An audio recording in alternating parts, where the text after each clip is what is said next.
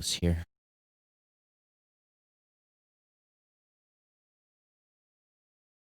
Okay.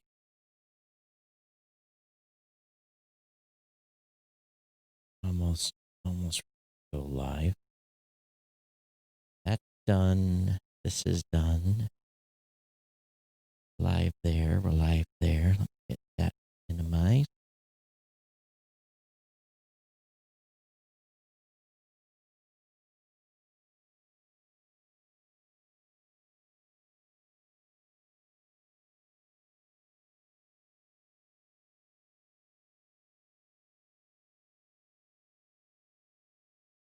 Hey everyone, welcome to the New Media Show. My name is Todd Cochran. Of course, I'm joined by my co-host, Mr. Rob Greenlee. Rob, how you doing? Doing great, Todd. Great to be back on Saturday doing our show. Our normal time. Yep, back in the normal slot, as they would say. Yep. And today I'm finishing off a Mountain Dew, no Red Bull, so I don't know what's worse. I think they're both real similar, probably, but the Mountain Dew is probably a little bit milder for you there, Todd. Both of them are full of, well, I don't know if the Red Bull's full of sugar, but probably. Well, there's caffeine probably in both of them. So. Yeah. So I'm being caffeinated. Yes. So anyway, well, here we are. And, I think that over the last Friday, I made it a point to work from my loft and over on the compound. And boy, it's go to do certain things and you just run out of bandwidth and you just want to, the F word comes out of your mouth. So I worked half a day at the house. There was a couple of things I needed to do, and I ended up coming in the office because I needed high-speed internet. You just don't know how bad it is until you don't have it. But right. Anyway. Yeah, we've all become rather addicted to our internet connections, but it's a practicality thing too. Yeah. So it's what our work is. So I did watch that Netflix show last night. I did. The Social Dilemma? The Social Dilemma. And here's the thing.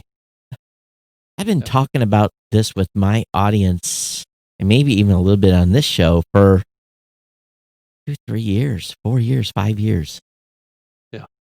Oh, yeah. I mean, it's certainly not a new topic as far as I'm concerned either, because it's like, you and I have both been involved in these Facebook and social media platforms since they began, and it's interesting how they've evolved over time. I think it used to be a much more organic discovery platform. Now it's all about monetization now. Yeah. Your posts don't get seen by very many people unless you pay. So I think most of you, if you haven't watched this, and there was no surprises for me, a little, but the way they portrayed it was perfect. If you've got someone that just doesn't understand what's happening in social media and how people are being manipulated. And I mean manipulated in ways that are very bad. They can have very bad consequences. No question about it. So, and I think too is I kept saying, yep. Because I would say, there's an example of my friend, or there's an example of somebody I know, or there's, because I get people that send me all kinds of quacky stuff from time to time. Hmm. And I'm like, where did you find that piece of insanity? And it's this cesspool of feeding of. So I guess the point, you have to watch it, please. If you're a member of this audience, you go watch The Social Dilemma. Spend the 94 minutes to watch it. It's hour 34. Like listening to this episode. Don't give up at this episode, obviously. But go listen to it and then come back and re-listen to what I'm about to say. Right. Podcasting is not being manipulated by most companies. Yeah, I would say that the content certainly isn't being played with. No. Like that. But the caution is, the content's the content. You pick whether you believe it or not. So it doesn't change so much from what maybe you're being presented on social media, but you pick the content that you want to listen to, seeking truth and seeking information and seeking authority by those that you trust and are giving trustworthy information and not some whack job. It's got a conspiracy theory show that I like talking about conspiracies more to laugh about them than anything else.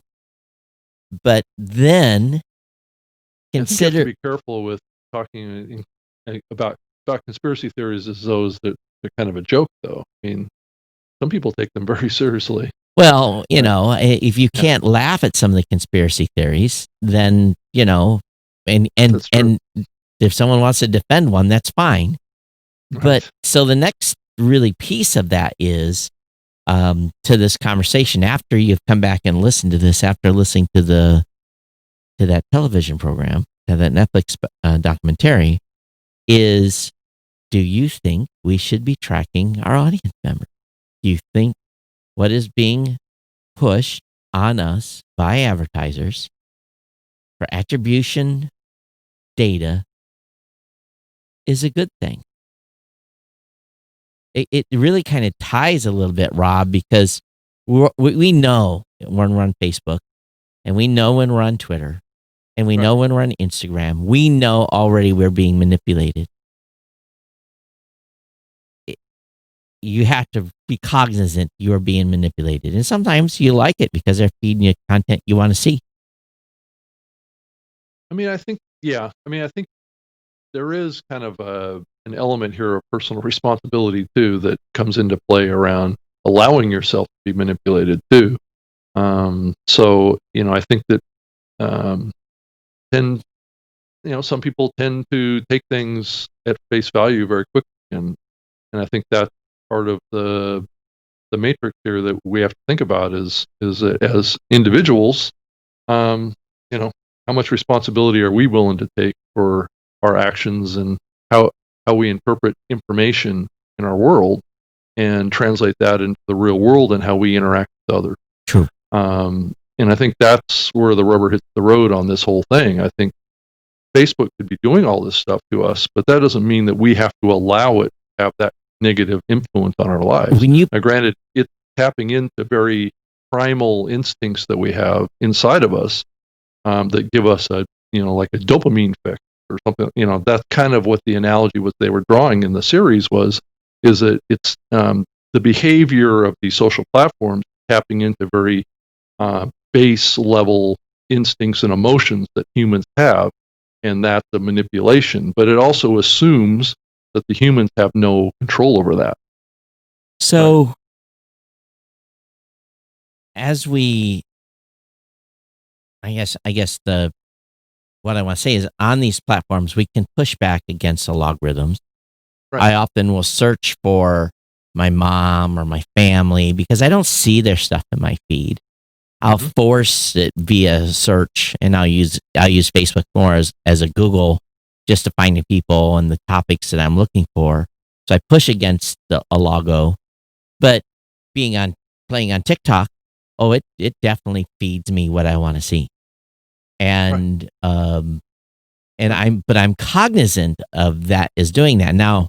As an adult, grown adult, I'm hoping that at least maybe some people wouldn't agree. I mean, I don't know if men ever completely grow up, but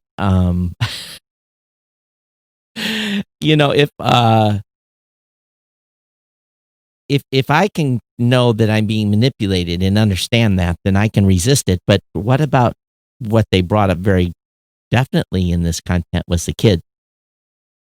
And I look at my own kids being born in the 90s, right, and their attachment to their devices and the opinions, and some stuff comes out of my daughter's mouth sometimes. I'm like, are you truly my offspring? They say things, and so my job is when she says something like that, I don't engage her on social media. Mm-hmm. Now she's 23, almost 24 years old. I don't engage her on social media. I pick up my phone and I say, well, what the hell are you talking about? And did you fact check what you're looking at? you do? And so I help her bring her back around into having some alternate. I force her to have alternate views of things. If maybe she's locked and loaded on a certain mindset. And I said, if you decide that's your opinion after you get the facts, I'm cool with that, right? We want our kids to have their own opinions, but we don't want them to be led down this path of stupidity and being brainwashed by the Alagos. So I think it's if you are a parent with teens, after you watch that video, you're going to want to take phones away.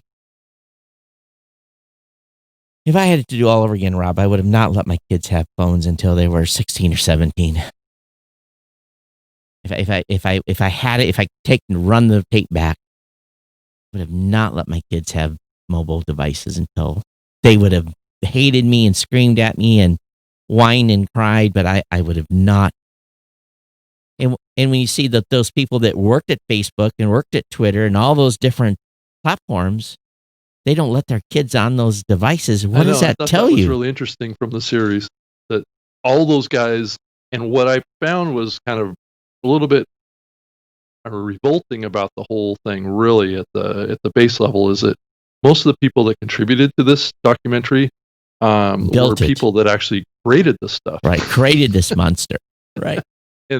And now they're like not letting their kids get on, and they're now all getting all guilty. And I know I saw one of was out, created a speakers circuit for his history of creating this stuff, bashing it, right? So it's like he's taking both ends of the spectrum and taking advantage. I'm sure he made millions of dollars building it. Sure. And now he's going to make millions of dollars bashing it. So it's like, So at the same point, some of them were reluctant to talk because, it sounds like there was months and months of lawyer work involved in getting some of those folks, probably because of NDAs and everything else that they had with all those companies. But I just, from a podcasting standpoint, we can't let the Alagos take over the podcasting space. And I think where you may recommend certain shows to your friends, I'm going to recommend certain shows to my friends.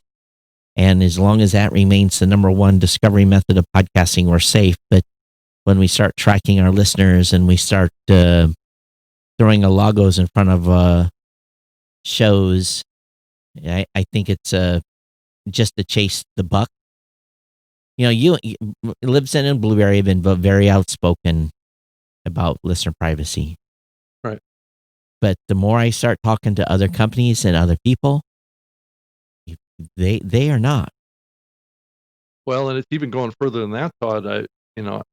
I'm hearing that on some panels that are going on, at some of these virtual events, people are even starting to badmouth the IAB metric stuff too. So, I mean, there's a movement to kind of undermine a lot of the fabric of the podcast industry for the almighty dollar, and that's what we're up against here, is that there's a lot of moneyed interests. So the more money that gets invested in the podcast medium, the more expectations exist around earning money out of it, which puts pressure on many people to stretch the bounds of ethics medium, and to go against the fabric of the medium and what it was built on.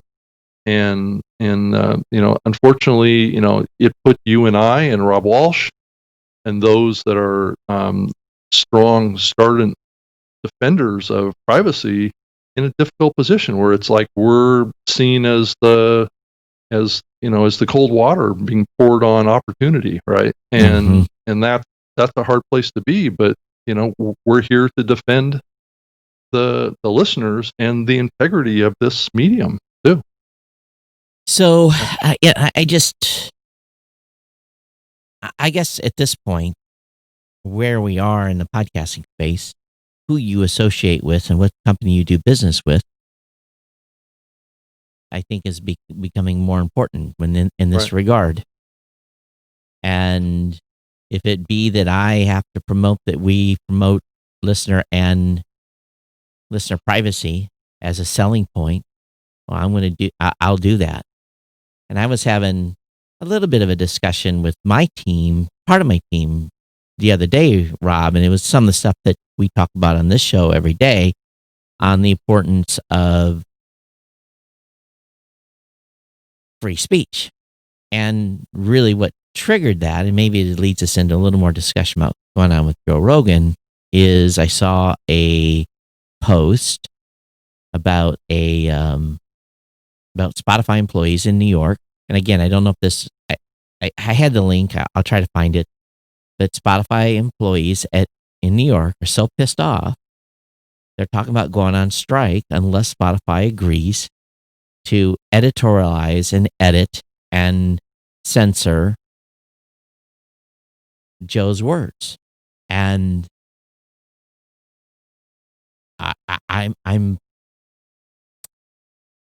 the management gave a little bit by taking some of his shows and episodes offline that pushed up against the boundaries of what appears to be Spotify's terms of service.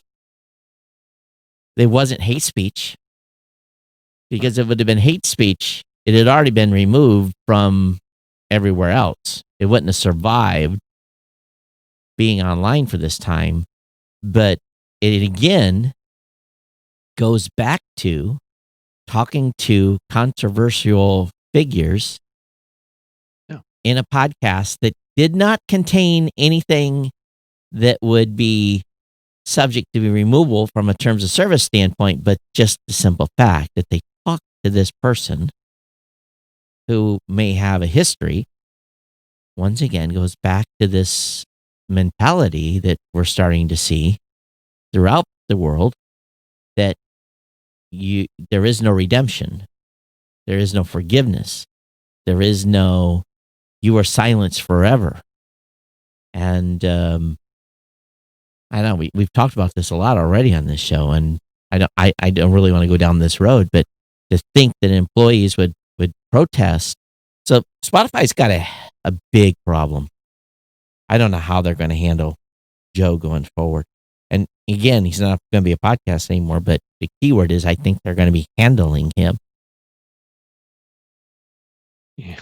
Well, yeah. The thing is that it's what he traded for. I mean, maybe Joe didn't realize how strict Spotify was on the content that they allow on their platform. I know you and I have had firsthand experience with that and how aggressive they are on that side of things. And the whole saying goes, you do a deal with the man, and things. You wanted to use a different word there. Right. Yeah.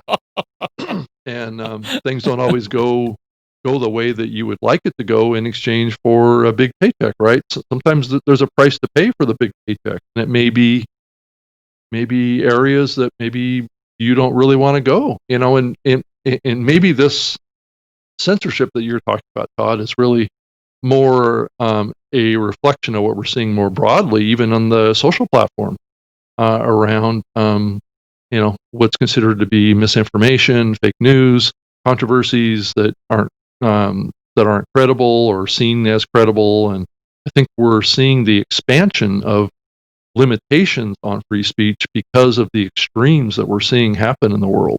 And these platforms are trying to be sensitive to their users.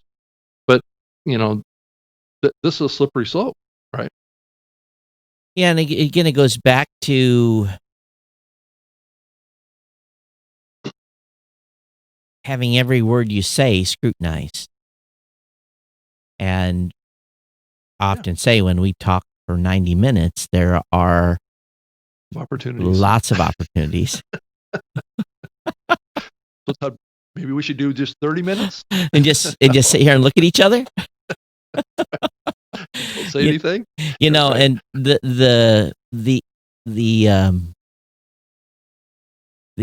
I guess the point I wanted to bring back when talking to my team was that, and I asked Barry later, I said, was I lecturing? I said, I don't want to lecture the team. I want to try to get them to understand and educate them on why we operate the way we operate. And it basically was, you can hate someone's guts. You can hate what someone has to say, but as long as they're not on that episode spewing hate or stuff that would go against our terms of service, we're not pulling it down. We're not pulling that content offline. And I said, Barry, our legal, will be the person that makes a determination on an episode if it's reported whether or not we will take content down. The Supreme Court even had a hard time defining hate speech. It's very, very, very narrow. Very narrow, and it's like 2 sentences. It makes sense, but then they've even left a little, flexibility. So it's up to us as a company to decide, okay, where do we draw the line? And and we can do that because we're privately held, and I can, if someone violates our terms of service, I'll kindly ask them to go find business somewhere else. But I think that, as I told the team, I said, until I am removed or no longer leading the company, we will be advocates of free speech. And that's sometimes hard for people because we, again, and I don't know if there's any content on our site that even is approaching this, but if there's someone in there that says something, if there's a figure that is very controversial that has been interviewed, let them say what they want to say, as long as they're not, at least in that content, doing what they are spouting that breaks our terms of service. So I don't know. It's we get content all the time that's asked to be taken down, and it's not hate speech or violence or anything like that. It's someone just doesn't like that person. Yeah, I mean, there's lots of directions that can go. Yeah. And I agree. I think that some of the censorship that's going on the social platforms is not currently in podcasting. No. The takedowns, related to fake news or misinformation or, manipulation of information. They're just not something that is an impact here. I do wonder, though, as more and more of the companies are taking transcript and analyzing actual written content as relating to text content based on the audio, that we may see some of that come into podcasting on some of the big platforms. I am concerned about that. But again, Rob, in order to maintain safe harbors, I can't do that. Well, we can't, but I'm saying that Spotify, yeah, Pandora, SiriusXM, and iHeartRadio, they can do that kind of stuff if their terms of service give them the ability to. Right. Following the lead of the social platforms. I mean, from a corporate governance perspective, it's just I know that a lot of these big platforms have been under a lot of pressure from Congress and the Senate, whatever, to crack down on the stuff that's going on their platform for a variety of reasons. But whether that's right or wrong it's what's happening. Right. So I don't know. I don't want to beat a dead horse here, but it seems like this just keeps coming up. And I see the parallels, and it makes me. Well, and what's the bottom line for podcast topic? I mean, is it, do we have to be wary of these things in our content now, or do we feel like we're still in a free speech medium here? I think we still are. I mean, if you look at your terms of service and you look at Libsyn's terms of service, we're pretty open to all sorts of kinds of content. There's only certain limited areas where we kind of say maybe a little too far on that. Right. But I do think that the listening platforms tend to be a little bit more sensitive to this, and that's where we're gonna see this situation develop over the subsequent year or couple of years. I think as we become a little more. If these platforms become a little more sophisticated. Yep. Now moving on to a little more happy topic here. Yeah. So we've got 1, 2, 3, 4 days as of this live event or of this podcast for you to get registered, be a Podcast Academy member. Right. Price goes up. You still can do it after October 1st, but it's going to cost you $50 more. Right. So I guess you guys are getting ready to announce shortly some categories and nominees for the Academy's first annual awards. Are you guys already at that point? Yeah. We've already kind of singled down on all of our categories.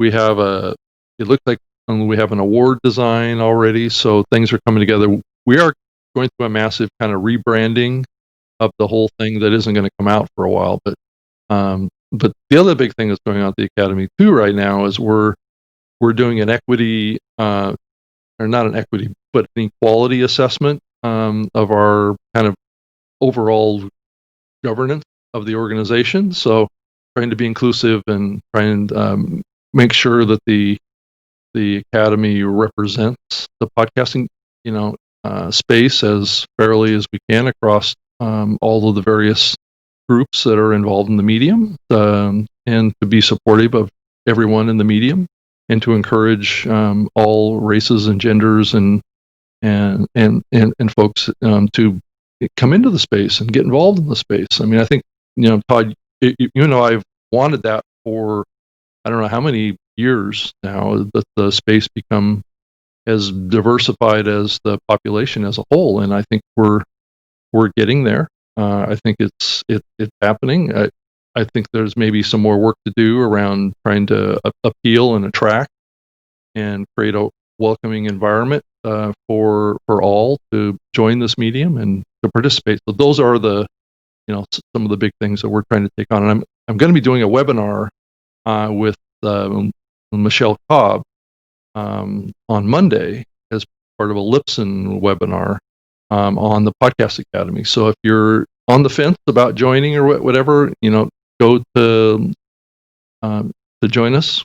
With that, I'll post a link to it in my Twitter account, and you can hear directly from Michelle. She's the executive director of the Podcast Academy, and we'll both share what we know. And it's it's a young organization. It's actually a really great time to be forming this, because a lot of changes are happening in the world, and we're trying to reflect those as best possible and to be the best organization for the podcasting space as we can. So, if you join us there, you can ask questions, give us feedback, and so it'll help you make a choice of if you want to join by the end of the month. Yeah, I was looking at your guys' board of governors. You guys looks to me like a very diverse group of folks. So it can always be better. Actually, what we're going to do is expand the pool of governors. So, okay. And the membership's open to everyone. So, yep, it is. I guess I'm a little confused, but so you're okay. Well, okay. I guess it is what it is. We're just trying to be proactive out there in the world, given what we're seeing in the world right now. Right. Yeah. Hang on a second here. I just got a message come in.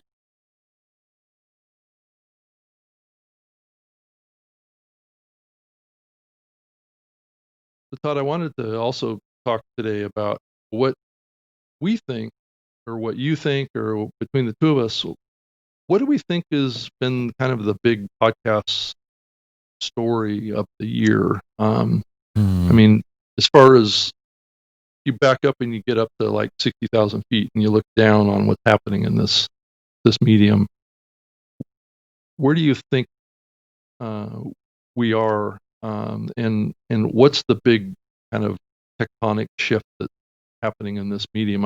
And one of the reasons that I raise this topic is so we can start thinking about, as we get to the end of the year, we typically start running into the year-end forecasts of what 2020 represented. What do we look to in 2021 for the podcasting medium, and what are some of the big trend lines that we've been seeing here happen? And I'm not talking about COVID. I'm talking about, as you look at the industry as a whole, what are the evolutions that we're seeing happen that are most most groundbreaking as you look to the future? And I know this is a complex question, but I've got some ideas just kind of at a really high level, but kind of wanted to hear your thoughts about it. I know I didn't give you much time to think about it, but no, just since you started talking. Right. From my perspective, it definitely looks like the suits are trying to invoke influence. They're buying up shows. So there's been a lot of that happening this year. Of course, there's, 400,000 or something, whatever that number is for active shows. So they really haven't made a dent in it. Lots of forming of networks. Right. People are more finding out that, there's like one launched every day. And then some of the smaller players are trying to insert influence, just like we just had that event this past week with what was the name of it that they did, the stand-ups or the fronts, yeah, the X fronts, the X fronts. So you've got folks that are not the big corporate folks, they're middle tier groups trying to insert influence. What else? I think that podcasting creation is off the chart. I worry about it as people go back to work, go back to their jobs, whether that will drop off. But definitely seeing a huge influx of companies that are figuring out different ways to reach their customers because they need to have a different way to reach their customers. The traditional way, they can't be reached on Facebook because they've been algorithmed out. Yeah. Unless they pay. Right.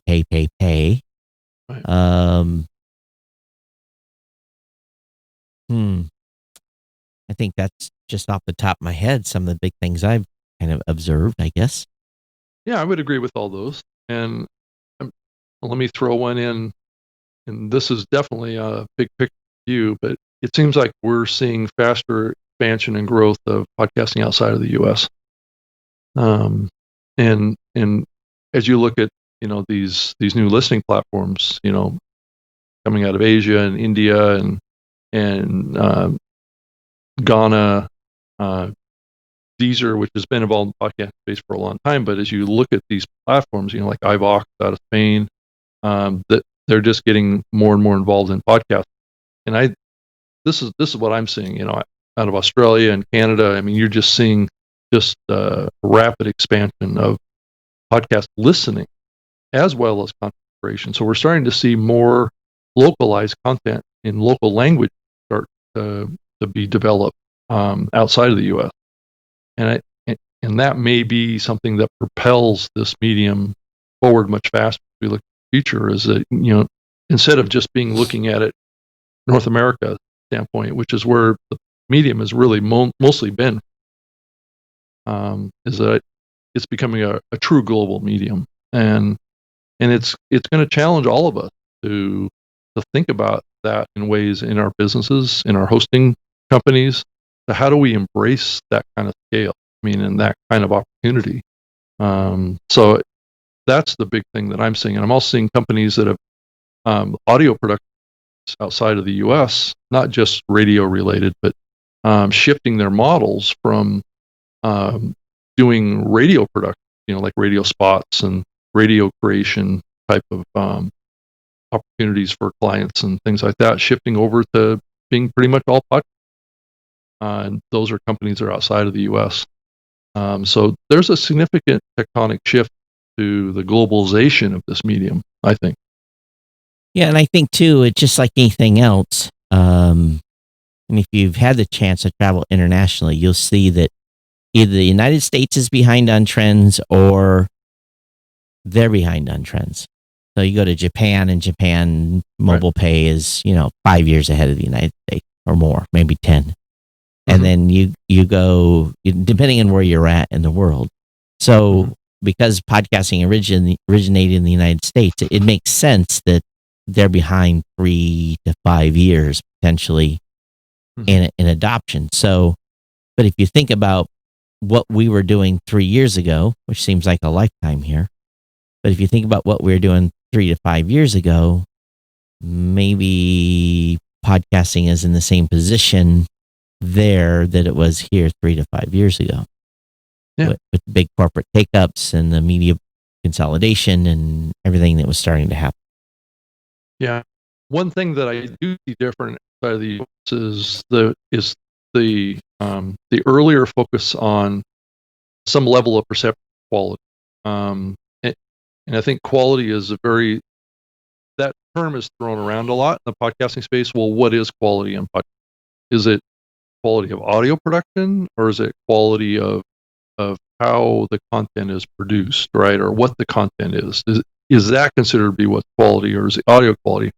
My comment back would be that I think what we've seen over the last few years is there's definitely been an elevation in audio, and that's the fidelity of the sound and the clarity and that's a metric of bandwidth. Number one, you start looking outside of the U.S. One of the big things that's been limited outside of the U.S. is access to data on mobile devices, and that has limited access to certain types of higher quality sounding content, right?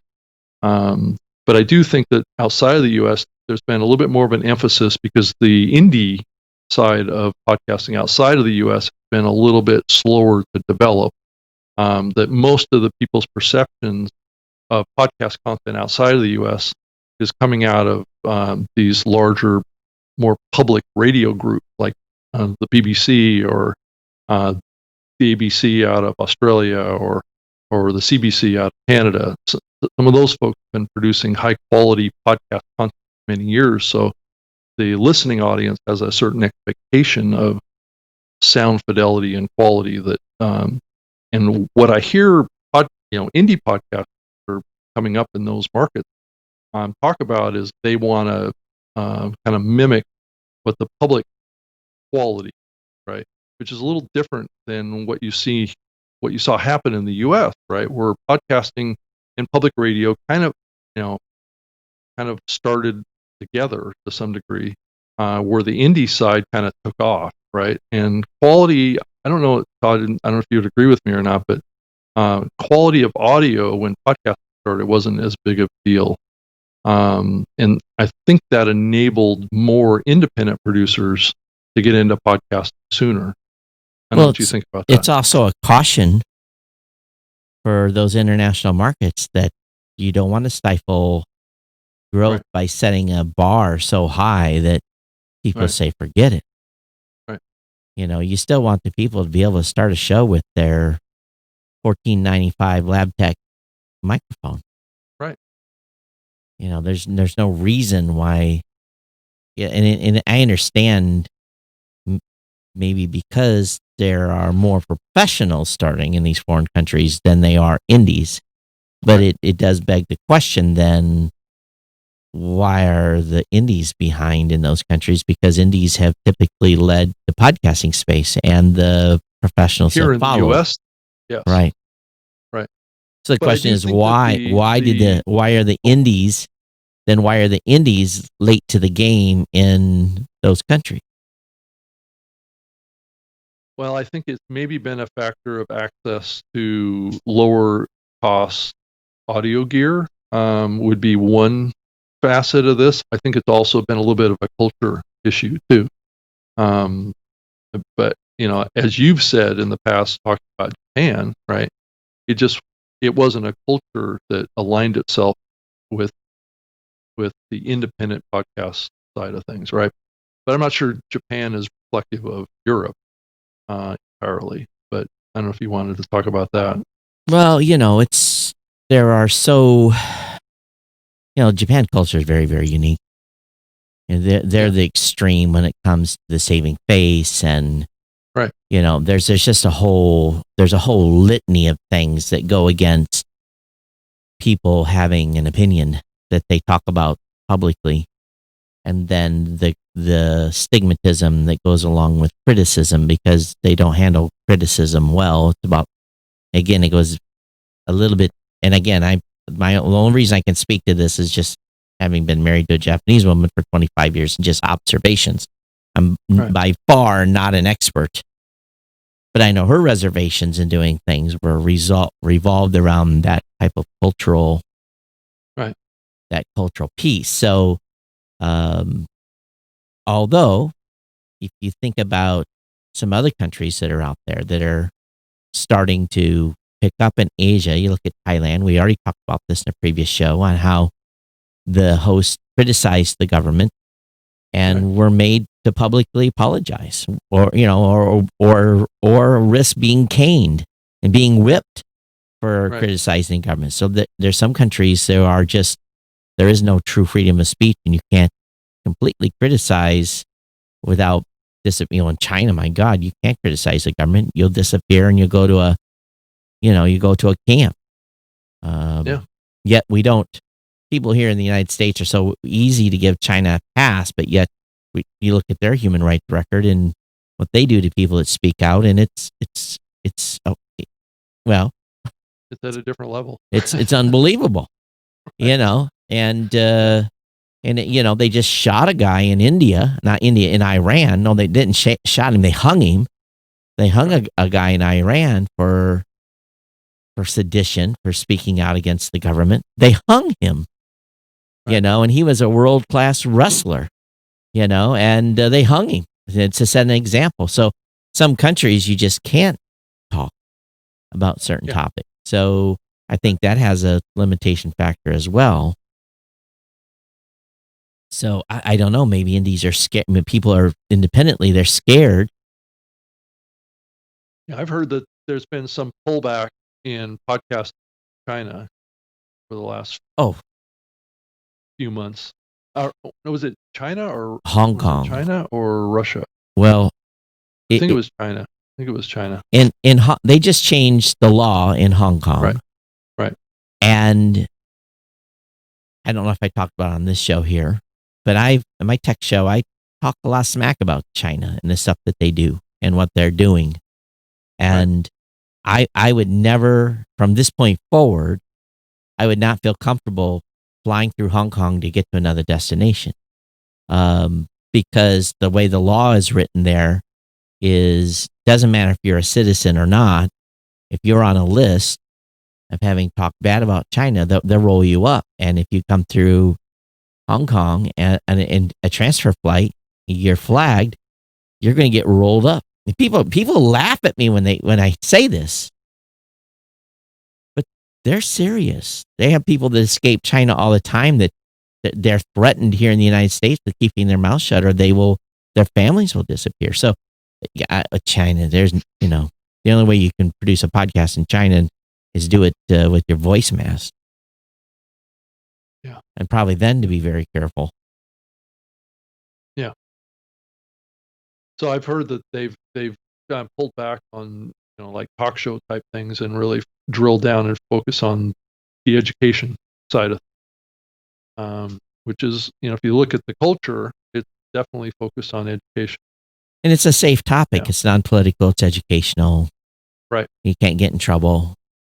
I think that a few years back, the Himalaya company, which definitely had ties back there to a very successful kind of podcast like the educational platform that was like bringing in billions of dollars. Yes, there was some connection that was being drawn between the success there and how much bigger podcasting was in China as opposed to the U.S. Right. And I'm not sure it was an entirely accurate comparison. Well, you look at YouTubers, and you just Google YouTubers leaving China or escaping China, and you'll be shocked what you're going to see. And these are mostly expats. These are people from all different countries that have been living in China. They love the Chinese culture. They love living in Shanghai or wherever they may live. And they love to YouTube and do videos, and As long as they stay in a very straight and narrow and don't get political and talk about how lovely the place is and follow the party line, they don't run into trouble. But the second they start questioning why something is the way it is, or drawing attention to something they shouldn't, or filming something they shouldn't, then they become pretty much a target. So, this is why the number of YouTubers doing content in China is also declining. So, and it's not just there, Rob. There's, you don't see content coming out of other countries unless it's bootleg but you certainly don't see any podcasting content coming out of North Korea. No. But at the same point, Europe, they pretty much live on the same principles as us here in Canada and Mexico. You can pretty much say what you want to say. Right. And there's a lot of countries around the world that's the same. Australia is the same. So, from that standpoint, some Caribbean and some, matter of fact, I saw something being said by a guy that was here's my point of view. If you're going to live in a country and be an expat, there's a certain amount of stuff you just have to accept. You're not in America no more, right? And things operate differently. Right. And when I see expats doing videos and complaining about something, I'm like, that's not your country. That's their rules. You agreed to live there under their rules, so shut up. So the same thing goes with creating content. You have to understand the limitations of what you can do and not get yourself deported. Because I saw something the other day, some guy said something about a certain country, and I was like, man, you're on a list, dude. You are short-lived for that country. It's one thing to be a citizen and to protest and to talk bad about a country, but when you're a visitor and not even a citizen and you're talking smack about the government, you're probably on a short list to an airplane ride back to America or wherever you came from. Right. They'll just send you home. Send you can go home now. We don't need you no more. We don't need your dollars. We don't need your attitude. You can leave. Yeah, that's now. right. Yeah. Bye. Well, I mean, I've got a son that lives in Russia, so I talk to him on a regular basis, and he seems to think that the podcast space is doing relatively okay in Russia, but I don't think we hear a lot about podcasting in Russia that much. And I'm definitely going to keep digging on that a little bit to see what's going on there. But would there be a podcast talking about Vladimir Putin and talking badly about him in Russia? No, I wouldn't think that would even be something that someone would consider doing. But the guy run the GRU. He used to throwing people down dark black holes. Yeah. I mean, from what I see in the pictures that I see from my son, and I mean, I definitely want to visit. So right. I'm certainly not going to talk too badly about Russia. I mean, I definitely want to see what life's there. I mean, I see a lot of pictures from there, and it looks like a beautiful place. I mean, he lives right next to the Black Sea. Right. So it's warm. It's kind of like, it's kind of got the same kind of latitude and longitude of Southern California. So, that's just how big that country is. But, I mean, he's lived in Siberia too, but here's the funny part, Rob. I've been lucky enough. I've traveled 40 plus countries. Yeah. And here's what it is. People are all the same. We get up in the morning. Right. We eat breakfast, take a crap, put our clothes on, take a shower. We all live about the same thing. We have you have our kids, and it's all those things are the same. So from a world over, it doesn't matter what culture you're in. We're all humans are humans. Humans are humans, right? And it's just the governments that's the common. That's the thing that, and actually in Russia, I think the Russians probably in certain aspects are a lot like Americans to a certain extent. They get them go. They want, they're well educated. There's, this whole thing. And, Russia probably would be a cool place to visit. Now, I don't want to go live there, But China, on the other hand, I'm afraid to visit. That's the difference. In Russia, I'm not afraid to go visit Russia, but I am afraid to go visit China. Yeah. Well, actually, from what I gather, the Russian government kind of pays their citizens a little bit there. So, no. Well, it's a true socialist country, then, I guess. They kind of want to keep people there. It's not a heavily populated country that way. So, I mean, well, they have major cities, and then a lot of tundra. There's a lot of open space. Yeah. So, and but and then there's all the satellite countries too. So I've been in a few places, been Kazakhstan and a few other that used to be, and they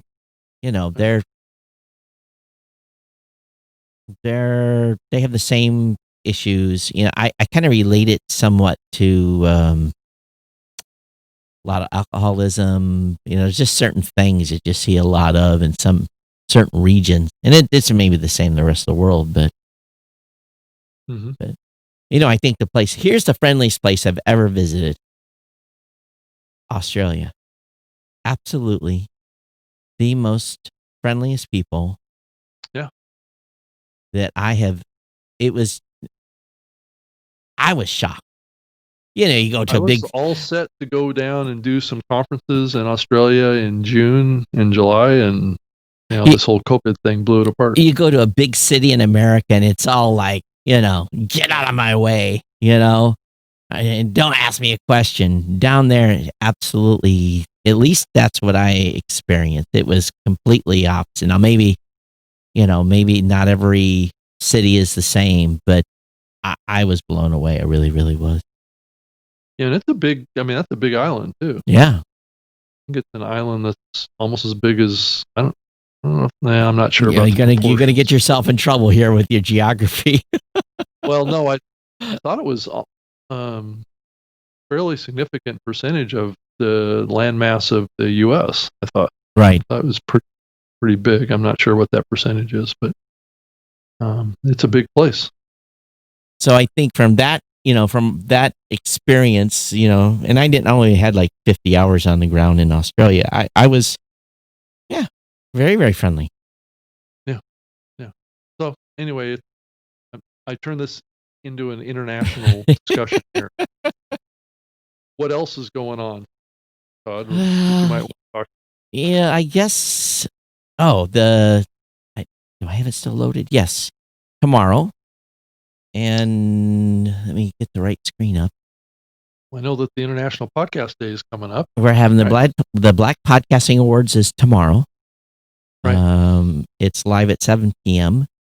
I did something with the Kickstarter to help this out and have not heard from them. So I don't know what we donated for, but anyway, the Black Podcasting Awards is happening tomorrow. It's at blackpodawards.com.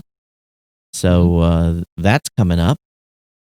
And then let's see if I can, International Podcast Day. They show all of their nominees on the website? No, I don't have any of that on there. So I'm a little confused. Their categories are, let's see here, is Best Cultured Podcast, Most Informative Black News Podcast, Best Foodie and Drink Podcast, Best Media Podcast, Best Film TV Podcast, Best Music Podcast, Best Sports Review Podcast, Best Fashion or Black Fashion Update Podcast, Best Black Health and Wellness Podcast, Best Black Beauty Podcast, Best New Podcast, Best Finance. It goes on and on. Best LGBT, Best Parenting, Best Sex, Best Relationship, Best Podcast of the Year. It doesn't say, I guess there was explanations on how to submit. Don't know how they judged everything. Maybe it's on the website. I did not take a look.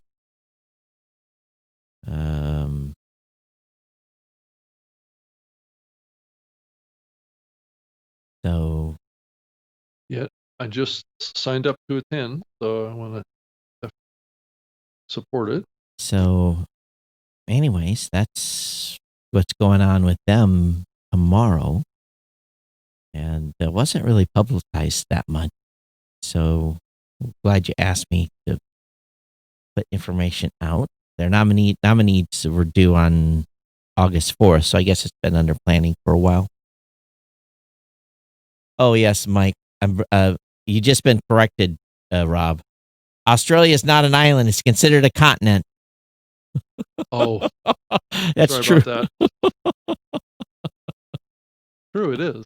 So he's entirely correct. Yeah. So you have the Australian audience. We're not on an island. That's Hawaii, Rob. Hawaii is an island. Well, it's a huge island. That's all this time. It's an island chain. Hawaii has an island chain. Australia. Okay, so New Zealand is an island. You sure about that? Or is that a country? It's not a continent. It's just a country, it's been a few years since high school geography. I'm going to shut up. Right. International Podcast Day is coming up on September 30th. So they've got a good schedule. It starts on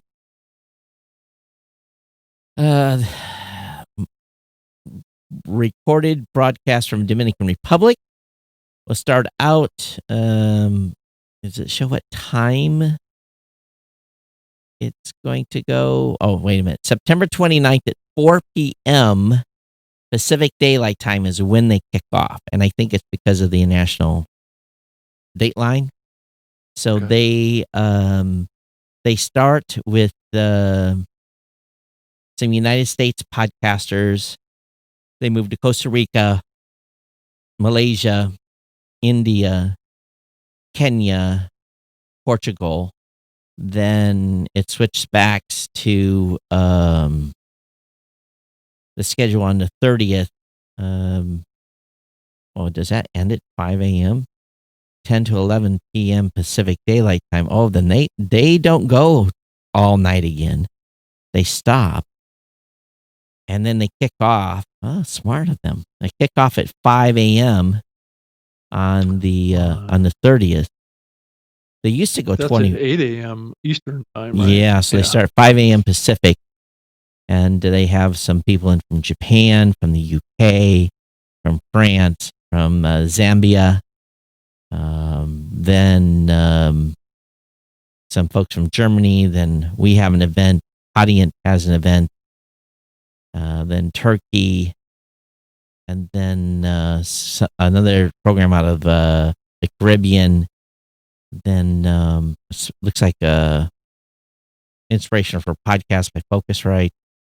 Then Latin America. Then we have Adam Curry on at the Podcast Awards. And then they go all the way to, wow.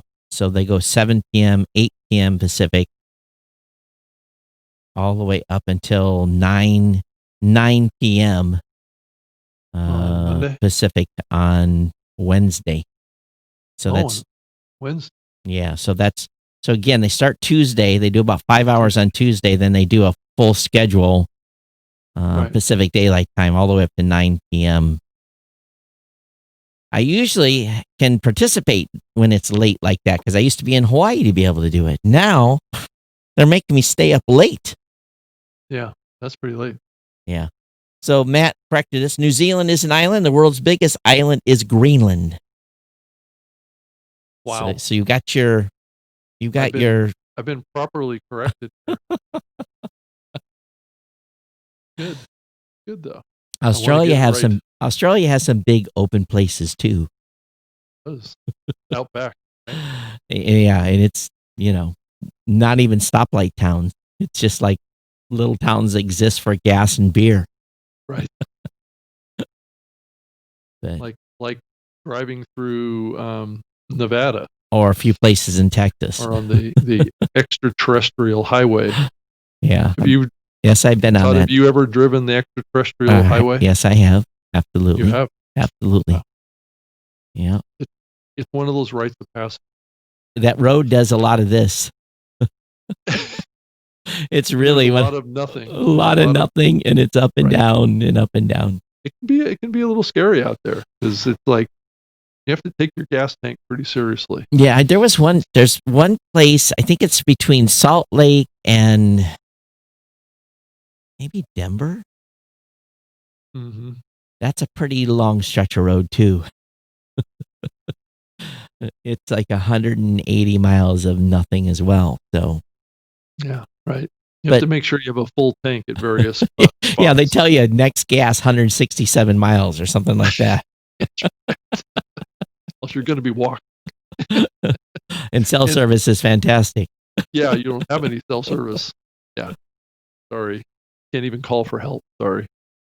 But that's why you have I think there's cell service in most of those highways. I don't think when I drove it a few years back, I spent many miles with no signal. Right. Funny. That's what you have podcasts for. You don't need to have a signal. Don't need no stinking signal. That's right. Don't need no signal. So it's a full week. As a matter of fact, as soon as we finish today, Rob, I go into production of the podcast award ceremony. I don't tell anybody, but it's pre-recorded. Yeah, don't tell anybody, Todd. Nobody's supposed to know. Yeah, I don't know if I'll pre-record it today or tomorrow. But I've got to do it live, huh? Boy, that is risky. Yeah, doing because it's if I read something wrong, I can back up and redo it again. See, but believe it or not, in all the times I've pre-recorded it, I've done it in one take. That's why I took my radio show I did for many years out of the radio station. I just couldn't do it anymore. You couldn't do live anymore. Yeah, it was just too risky. I would have a guest that would supposed to call in during the commercial break, so I had them coming back after the break. Far too many times they didn't call in time. So oh, we're back from break. And I just promoted a guest. Mike Dell says I flew over the ET highway at 600 knots once. Did you?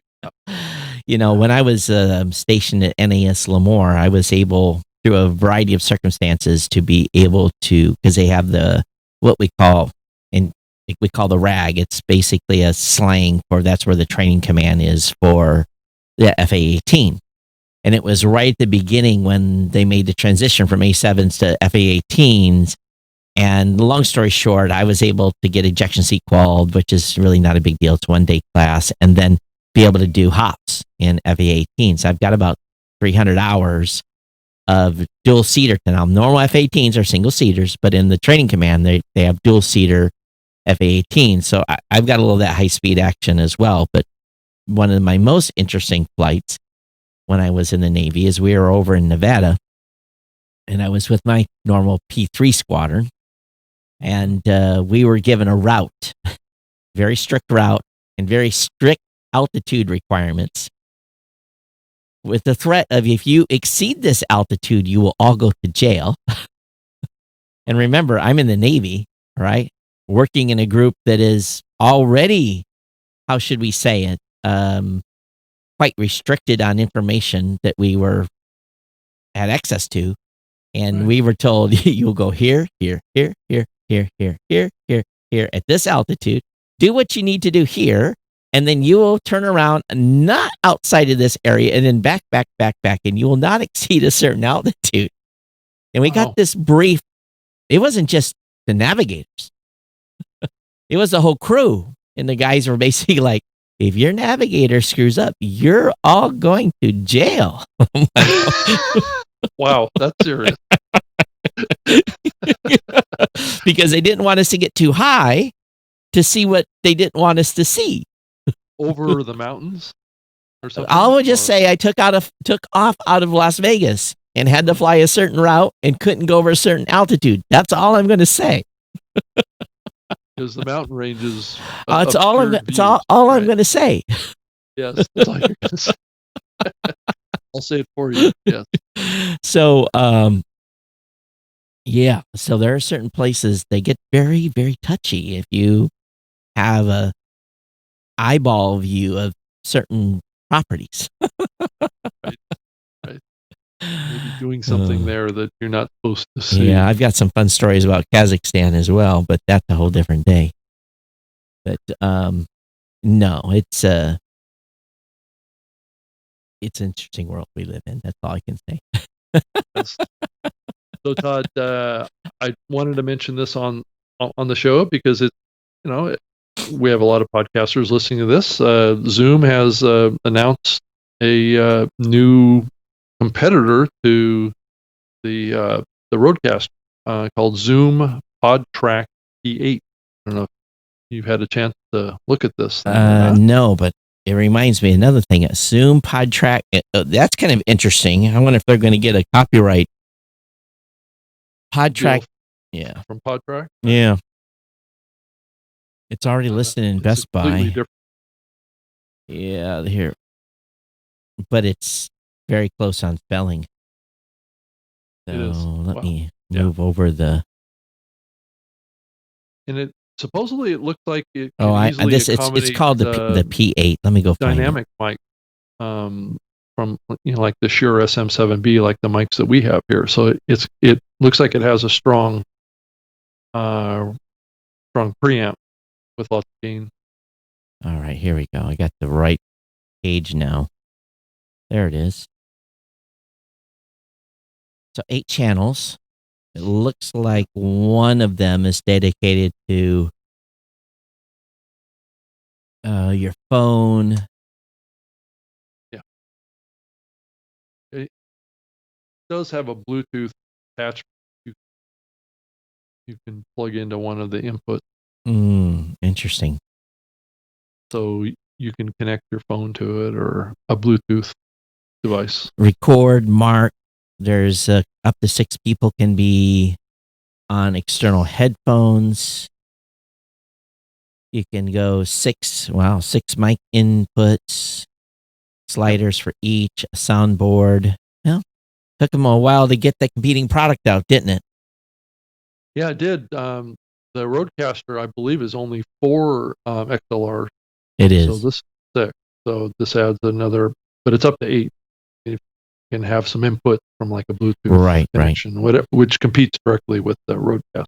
And then how much is this thing going to cost? It's $4.99. $4.99. So it's $100 less. Well, maybe there'll be some competition in pricing finally. Yeah. Potentially. I would say it's got very similar capabilities. Is it already available to buy? Yeah, it looks like it is. From what I heard people talk about it, it looks like it may be out of stock in some places. Already. Because they're having a hard time keeping up with the demand. Yeah. Huh. On air buttons, that's interesting. Okay. Well, let's supposedly you can do some minor editing in that little display screen. Well, you guys can watch the video on it. Let's see if I can find the other thing I was thinking about that I wanted to talk about today. Well, Zoom also announced that was it the P4. Which came out too, which was that more portable unit. Let's see here. Oh, here's what I wanted to show you. Found it. So this is a competition to Daniel. So podcastindex.org has a new thing. It's called Stats. They now have 1.317 million podcasts in their index. They say that in the past 3 days, 86,000 shows have published an episode. In the past 10 days, 214,000. Past 30 days, 312,000. In the past 60 days, 405,000 shows. In the past 90 days, 502,000 shows have published a new episode. So what's the address for that? Podcastindex.org. And then this page is /stats. Because it's not linked to from their homepage. Yeah, someone found this and put it in one of the chats I had. So let me go back to their homepage. Yeah. So anyway, that's what they've done there. So that's kind of interesting. 3 days, 86 shows that have published yeah, in the last 3 days. In the last 3 days, 86,000 shows have published in the last 3 days. Yeah. So that's a interesting statistic, and I sent this over to Angelo, and I'm like, go figure out where your math isn't right, because both Daniel and Podcast Index are pretty close in numbers. Are they close in numbers? Yeah, well, Daniel's was around 400,000 in 90 days. I haven't seen his page in a while. Oh, I think the number that's most interesting is the 10 days published. That's a big number. 214,000. Yeah. That's a significant number of shows that published in the last 10 days. Well, that's basically weekly, right? Yeah. So this is what you're seeing there. Yeah. Yeah. So this is something I'm going to keep. I'm surprised that they break it. I can get 3 days, but why they went 10:30, they should have done 7, 14. Rob, you can be part of the Mastodon chat and make a suggestion. Right. Yeah. That's more how people publish, weekly and then monthly. But it still is interesting data.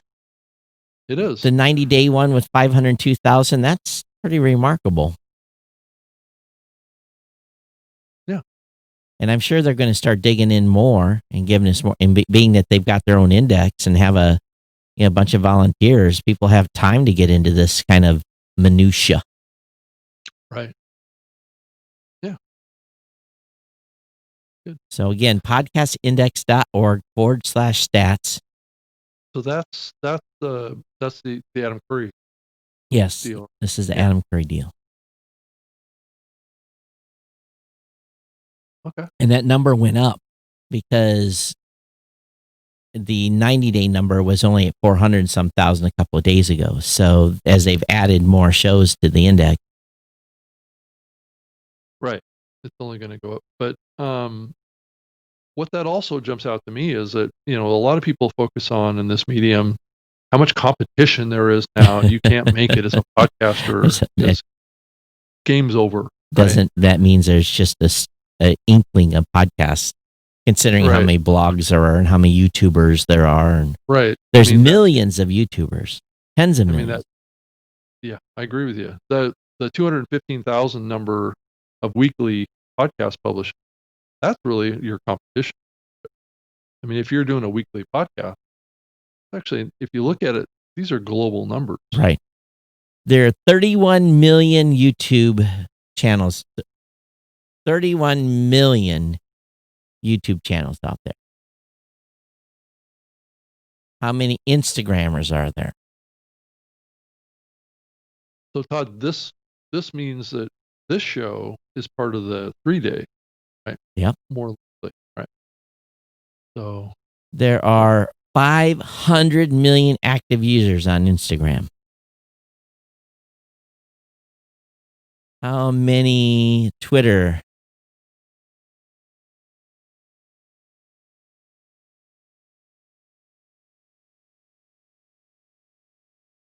I gotta send a note here.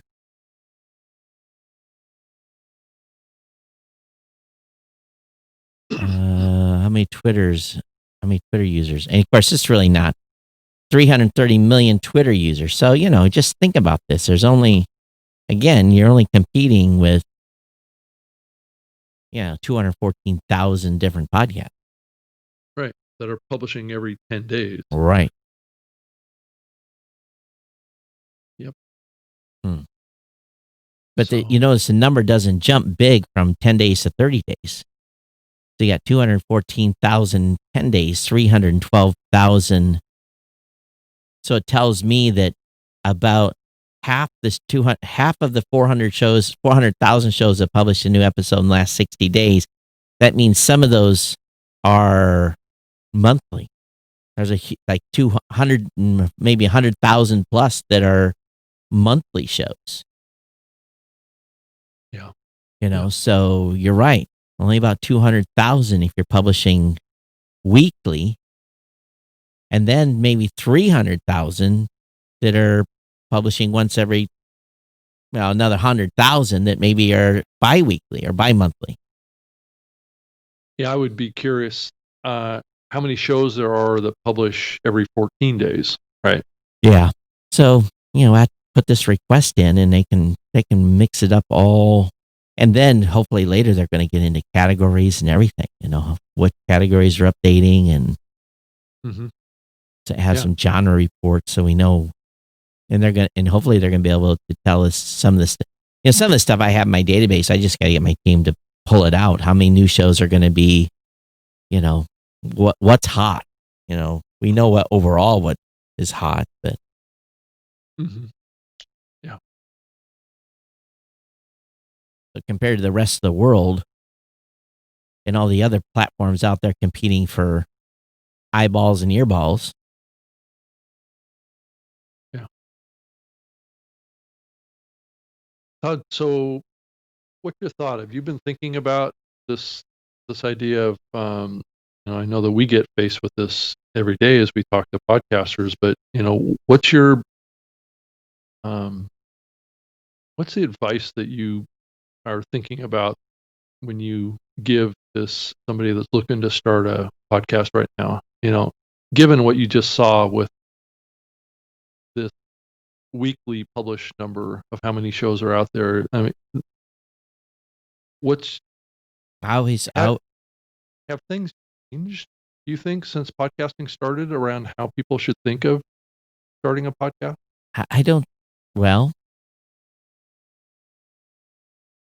Being that we didn't know what the heck we were doing when we started podcasting to begin with, that's kind of funny because you got to throw all that out and look at where we're at today. The concept behind it. No, the concepts haven't changed, but I think people get led astray a little bit on grandiose ideas on launch plans and all kinds of stuff. So it depends because there's really 4 or 5 different launch strategies. Are you a business? Do you have an existing website? I'll have certain advice for them. Are you already a blogger?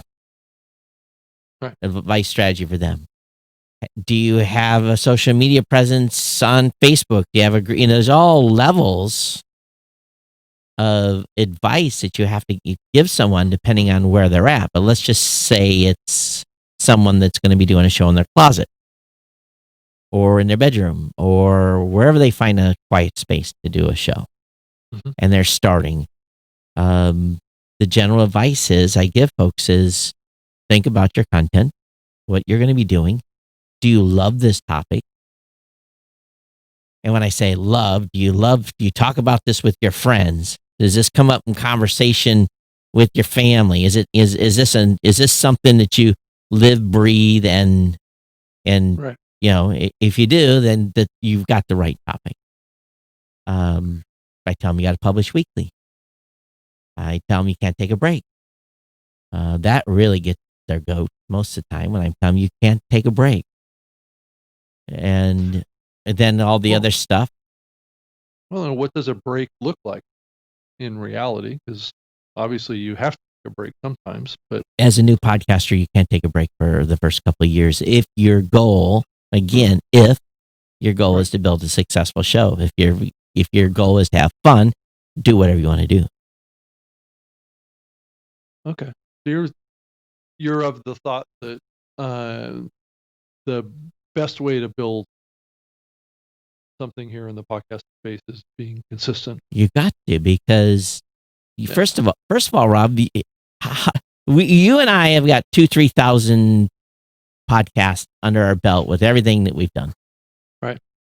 We sit down here, we pull the microphone up. We're in hour 22, and we had no plan going into this show. No. All right. So someone new, they don't find their voice until 50 episodes. When I started this thing, I had making it up as we went. I read this broadcaster book, How to Be a Successful Radio Broadcaster. That half of that was junk, but I picked out 4 or 5 ideas out of there that I basically took off with. And we didn't have to be precise or have this big high production. It just, it's just like, hey, everybody, how you doing? What do we do on this show? Hey, everybody, how you doing? So. Hey, Todd, do you think it's important now for new podcasters to create audio branding experiences at the beginning of their podcasts? Again, it depends. It always depends.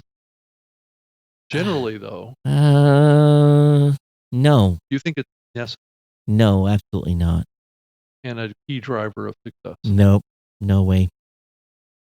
People get annoyed. You're wasting my time.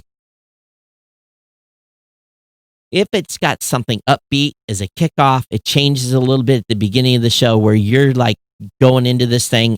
You've hit Afterburner and you've started the show and it's got energy and it's got what's going to happen during the show. Yeah, that's kind of cool.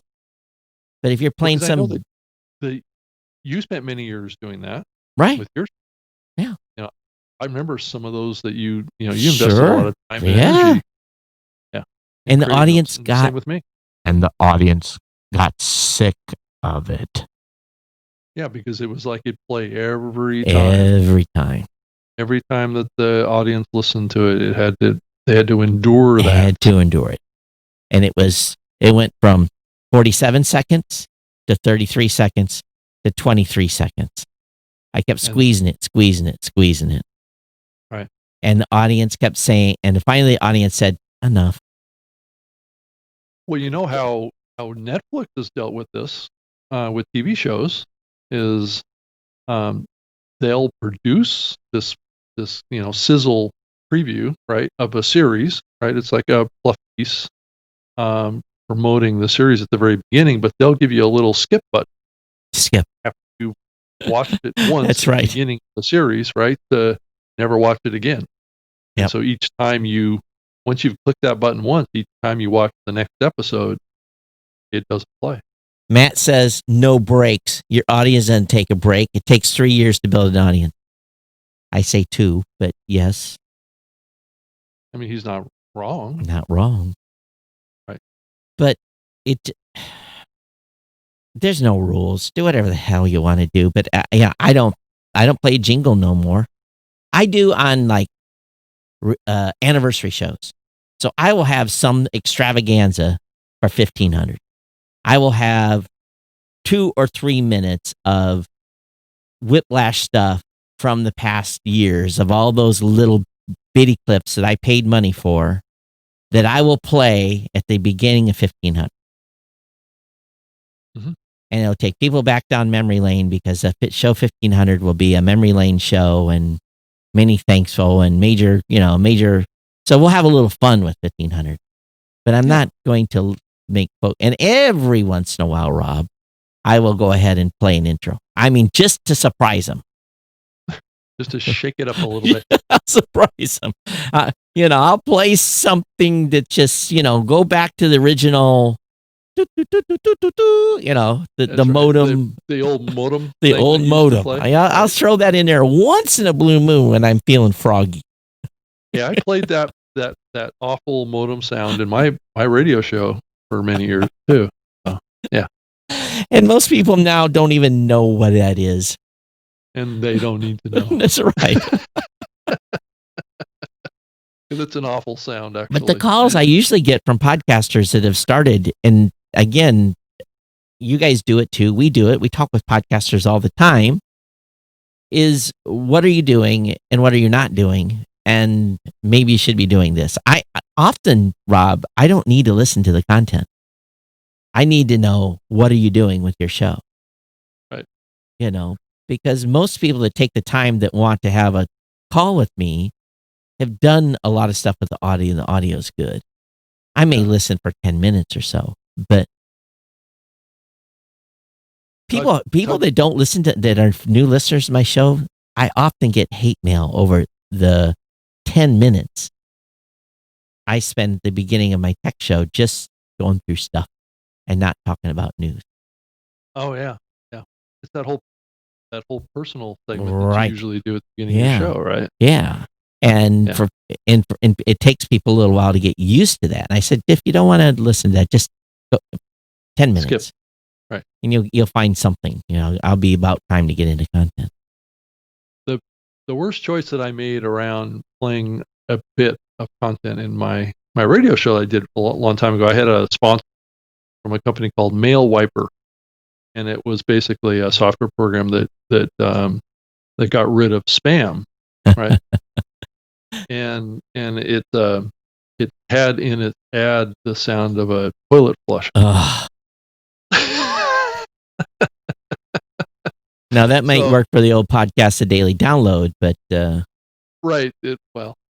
That's also an analogy, right? Well, that was an actual show name that was what it implied. Right. That was a regret playing that. Yeah. I spent a bunch of money with a company, guy that I had met, liked their team, and they gave me an intro, series of intros. I guess I'm hyping this new intro, right? Yeah. Played on the first episode. I got like 500 emails. Like, get rid of that. It's wrong for the show.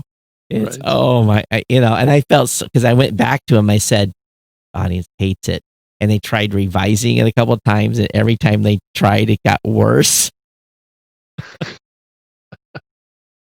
So I think there's one of 8 or 9 of those intro clips that they did for me that maybe turned out okay. If I was wired up, I'd play it for you here, but oh my gosh, it was bad, really bad.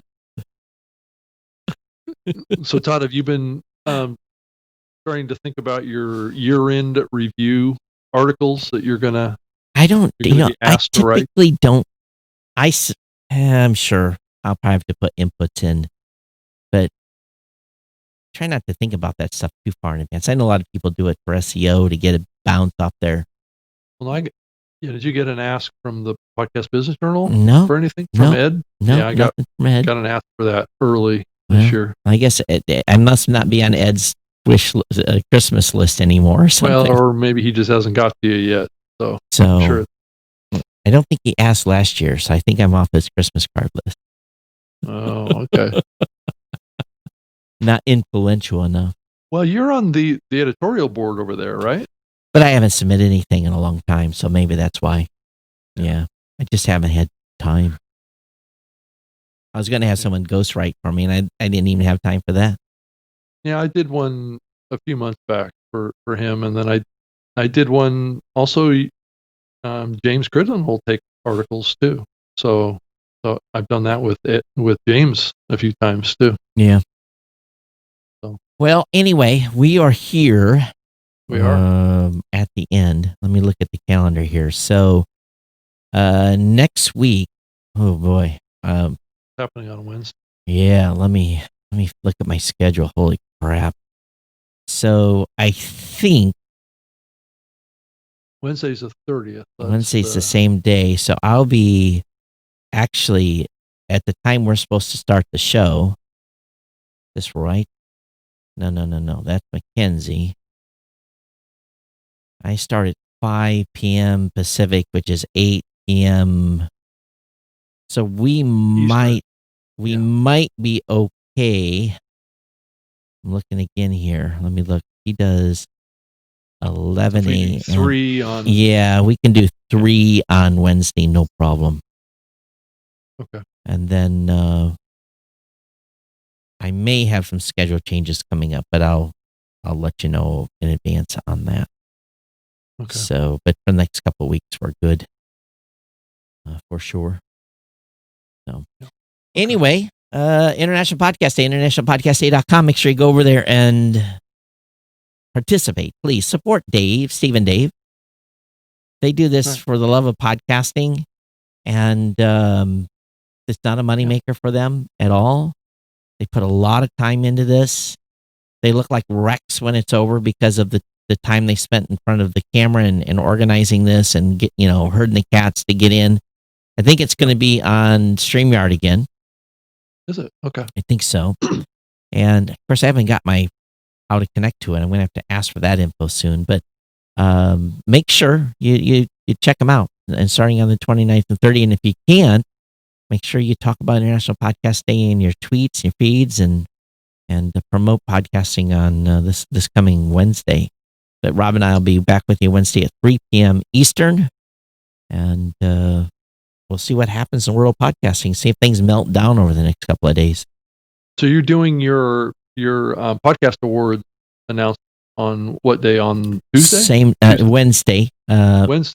The Podcast Awards ceremony happens at 6 p.m. Pacific on Pacific. Okay. On so Wednesday. After our show. Yes, after our show. So after our show, we get done at 4:30. That's 1:30. Yeah, so I've got a few hours. I'm back on for the International Podcast Day at 5 p.m. Pacific with Adam Curry, and then 6 p.m. we go right into the Podcast Award. Okay. So right back to back, it'd be a little insane. So you can tell us all the winners on this show. No, I can't. All right, everybody. Thanks for being here. Okay. Well, take care. We'll see you next time. Okay. Bye. Yeah, bye. Oh, we didn't say our Todd at Blueberry.com, Rob at Geek News is my Twitter address, Rob. Yeah, right. Mine is Rob G at Lipson.com if you want to send me an email. And I'm on Twitter as well at Rob Greenlee. There we go. So, and we'll now leave. See you later. Bye-bye. Yes, bye.